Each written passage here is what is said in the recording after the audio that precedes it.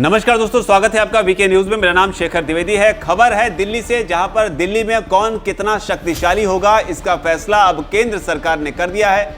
इससे पहले supreme court ने फैसला लेते हुए पावर जो है वो अरविंद केजरीवाल को ट्रांसफर किया था, जिसके बाद में अब केंद्र सरकार ने इस पर अध्यादेश लाकर एक बड़ा ऐलान कर दिया है, जिसके बाद आम आदमी पार्टी के खेमे में खलबली मची हुई है। लेकिन बड़ा सवाल यह है कि आखिर उस अध्यादेश में है क्या, यह जानना भी जरूरी है। और वो दलील जिसे राष्ट्र हित में सरकार की तरफ से दी गई है, वो पूरी खबर आपको बताते हैं। सबसे पहले अध्यादेश में क्या है। दरअसल government of NCT of Delhi amendment ordinance जरिए केंद्र सरकार ने national capital civil service authority NCCSA का गठन कर दिया है। राष्ट्रीय राजधानी दिल्ली में अफसरों के ट्रांसफर, पोस्टिंग और सेवा से जुड़े फैसले अब NCCSA के माध्यम से होंगे। दिल्ली के मुख्यमंत्री अथॉरिटी के मुखिया होंगे, लेकिन फैसला बहुमत से होगा। NCCSA में दिल्ली के सीएम के अलावा कौन कौन होगा, उसमें मुख्य सचिव होंगे और प्रमुख सचिव गृह सदस्य होंगे। किसी भी विवाद की स्थिति में, अगर विवाद होता है तो किसी विवाद की स्थिति में LG का फैसला अंतिम होगा। केंद्र के अधीन विषयों को छोड़कर अन्य सभी मामलों को अथॉरिटी ग्रुप A और दिल्ली में सेवा दे रहे डायनिक्स अफसरों के ट्रांसफर, पोस्टिंग की सिफारिश करेगी, लेकिन जिस पर अंतिम मुहर जो है वो LG ही लगाएंगे।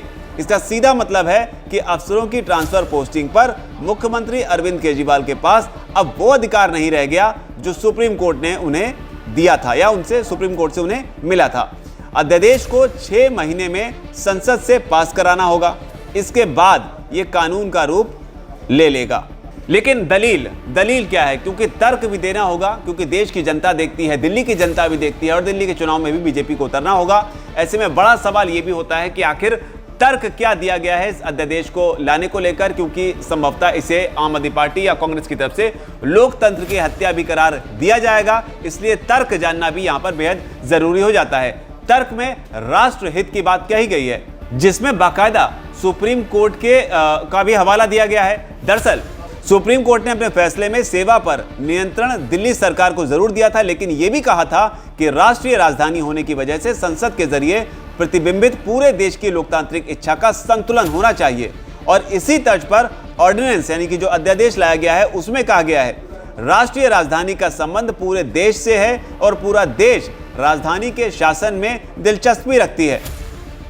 यह राष्ट्रीय हित में है कि लोकतांत्रिक तरीके से चुनी गई केंद्र सरकार के जरिए पूरे देश के लोगों की कुछ भूमिका राष्ट्रीय राजधानी के प्रशासन में होनी चाहिए। तो यानी कि केंद्र सरकार केंद्र में जो है वो पूरे देश का प्रतिनिधित्व करता है, दिल्ली में जो है वो दिल्ली का प्रतिनिधित्व करता है, लेकिन पूरे देश को प्रतिनिधित्व दिल्ली में मिले, इसलिए केंद्र सरकार के जरिए चीजें जो होंगी। तो इस तरह की बात जो है आप इसे कह सकते हैं। लेकिन इस फैसले को आप कैसे देखते हैं? अरविंद केजरीवाल की हार के तौर पर देखते हैं या जो फैसला मोदी सरकार ने लिया है वो राष्ट्र हित में लिया है? आपकी जो भी राय नीचे कमेंट सेक्शन में से आप जरूर लिखें।